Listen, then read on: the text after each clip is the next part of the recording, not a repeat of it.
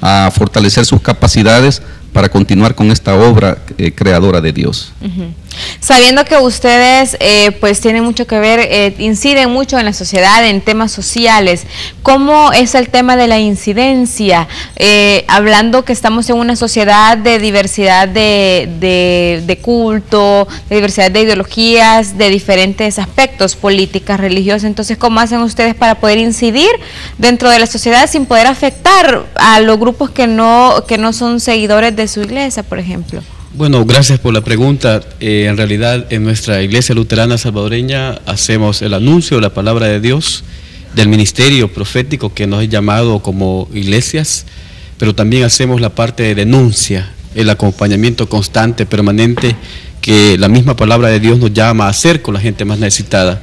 Nosotros tenemos la opción preferencial por los más necesitados y necesitadas, y esa misma palabra de necesitado y necesitada nos lleva a descubrir que nuestra gente necesitada está en nuestro prójimo, el más cercano, la gente que necesita ayuda para poder optimizar sus ideas, su acompañamiento, su organización, su esfuerzo de demanda, de exigibilidad, de justicia social.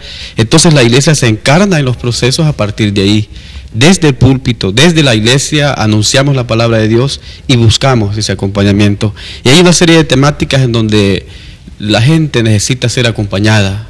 Por ejemplo, exigir justicia, no a la violencia. Por ejemplo, ahora mismo estamos iniciando el próximo sábado en Jayaque, va a haber una peregrinación, una exposición de fe, de una caminata, iniciando una campaña que se llama No más violencia, el pueblo de Dios exige seguridad, tranquilidad y justicia. Más adelante nos va a regalar más detalles acerca de esa campaña, pero ahora usted tocó un punto muy importante y es el tema de la justicia. ¿Cuáles son los retos con los cuales ustedes como iglesia, con ese compromiso que tienen hacia cambiar la sociedad para mejorar, pues, cuáles son los retos que se encuentran dentro de ese tema en nuestro país? ¿A qué desafíos se enfrentan ustedes dentro del tema de la justicia en El Salvador? Hablando, por supuesto, justicia ambiental, justicia contra la violencia, etcétera. Correcto. Mira, prácticamente nosotros creemos que hablar de justicia en este país es hacer honor, ¿verdad?, a los más excluidos, a los que han sido excluidos y marginados históricamente. Entonces eso pasa por trabajar con las comunidades desde un enfoque de integral, ¿verdad? Integral con la familia, con los diferentes sectores, tanto del nivel comunitario como de diferentes instituciones, ¿verdad? Nosotros mismos hemos podido descubrir que cuando hemos sufrido grandes crisis en las comunidades de violencia, hemos tenido que lanzar campañas para pedir justicia, exigir justicia por el asesinato de los niños López Hidalgo en El Paisnal, la niña Wendy Magali en Guazapa, que pasamos 3 años, pasamos 4 años en esos procesos de acompañamiento a la familia y a las comunidades, pero que gracias a Dios al final se pudo tener respuesta, ¿verdad? Y entonces eso nos lleva a pensar de que es posible obtener justicia cuando las comunidades, las iglesias, las instituciones, las familias víctimas nos unimos para acompañar a las comunidades en esta búsqueda de que que no quede en la impunidad, ¿verdad?, aquellas situaciones que dañan la vida, que dañan los derechos de las familias y las comunidades. Muy bien. El tema de medio ambiente, que dentro de esto pues está muy ligado todos los problemas ecológicos a raíz del medio ambiente que tenemos ahora en la actualidad, y lo estamos viendo, diferentes siniestros que han afectado no solamente a nuestro país, sino a otros países también, y de esta forma también la gestión de riesgos que se deben de hacer pues por los mismos riesgos que causa el medio ambiente que en la actualidad estamos teniendo. ¿Cómo está ese tema en nuestro país? ¿Cuáles son los desafíos que ustedes como iglesia enfrentan con la sociedad y para poder también capacitar, para poder incidir en políticas públicas también que de alguna manera brinden esa seguridad a la población en el tema de gestión de riesgos, hablando en términos ecológicos? Bueno, quien coordina el programa de gestión de riesgos es el reverendo Santiago Rodríguez. Sin embargo, hay desafíos bien inmediatos. Por ejemplo, queremos continuar haciendo lo que hemos hecho siempre, talando árboles, contaminando. Es una cultura que está pegada tanto y no damos cuenta de que estamos ya en las últimas consecuencias. Es decir, si no tomamos decisiones serias, inmediatas, fuertes, para poder revertir todo ese daño que estamos haciendo, ya ya estamos viviéndolo, ahora tiene que caer una tormenta de 3 horas aquí para que estemos ya en crisis total. Pero aquí quisiera que lo abundara más el pastor Santiago. Bueno, mira, nosotros como iglesia formamos parte de diferentes redes en el tema ambiental. Formamos parte del Foro del Agua. El día de ayer, por ejemplo, estuvimos como Foro del Agua en una reunión con la Dirección Ejecutiva de ANDA para pedirle al ingeniero Deras que coordinemos para hacer efectivo que ese proyecto realmente beneficie a las mayorías de las comunidades de lo que es la Cordillera del Bálsamo. Somos parte también de la Mesa Permanente de Gestión de Riesgo. Se ha presentado una propuesta para una política nacional de gestión de riesgo. Formamos parte de una alianza ambiental con la Mesa frente a la minería. Acompañamos a las comunidades en su lucha por defender sus territorios para proteger el recurso de agua. Formamos parte de ACT, que es una acción conjunta de las iglesias a nivel nacional y a nivel centroamericano. Entonces, en el tema ambiental, de hecho, la iglesia tiene un gran mandato, ¿verdad? Porque estamos llamados a cuidar la creación, a proteger sus recursos y a convertirnos, ¿verdad?, en socios con una actividad activa, con una participación activa para hacer valer pues la palabra de Dios que nos llama a ser responsables en la creación.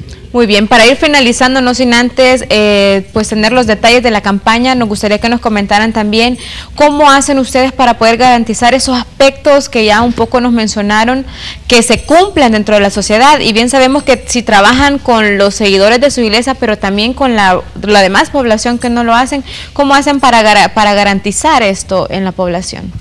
Yo creo que la población solo necesita ser acompañada, los dones, los talentos que la gente tiene, por el más humilde que se vea una persona, puede ayudar, puede contribuir a hacer procesos de exigibilidad y justicia. Lo que pasa es que se cansa la gente también de estar constantemente demandando y no ve claro. Por ejemplo, en el tema de la violencia, las instituciones mismas tienen que cambiar. A veces el proceso se para tan rápidamente, la gente se decepciona, pierde la esperanza. Un desafío grande que tenemos es ganar esperanza, que la gente sienta que las cosas van caminando, y ahí es como cada día más nos integramos a temas tan importantes como esto de la campaña, y vamos a lanzar una campaña, como lo decíamos ya, porque creemos de que las iglesias no podemos quedarnos solamente en la oración. Las iglesias tienen que caminar junto al pueblo exigiendo como un instrumento de Dios, pero exigiendo justicia. Muy bien, se necesita del actuar, y para eso pues sí nos gustaría que ahora nos comentara sobre la campaña, el día y a dónde se va. Bueno, la campaña inicia el próximo sábado 17 en Jayaque. Hace 4 años allá nos asesinaron a 2 pastoras, a un pastor y una pastora.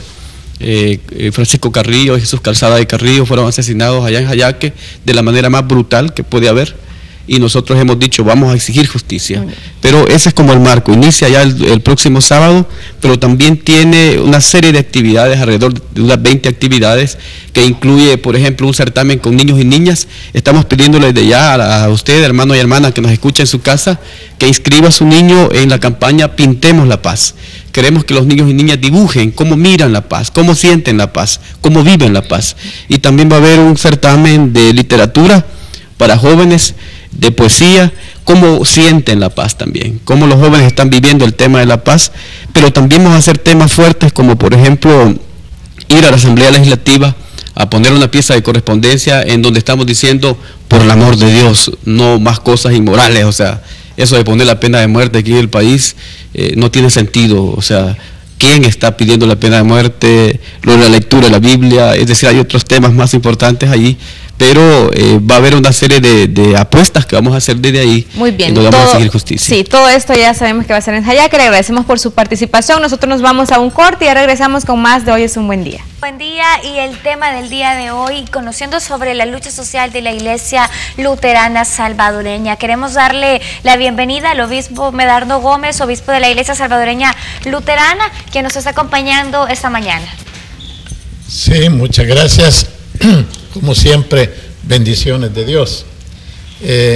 La Iglesia Luterana es parte de una comunión mundial, y tenemos la bendición también en el desarrollo de la Iglesia que hay países eminentemente luteranos, como por ejemplo Suecia es luterana, Dinamarca es luterana, Noruega es luterana,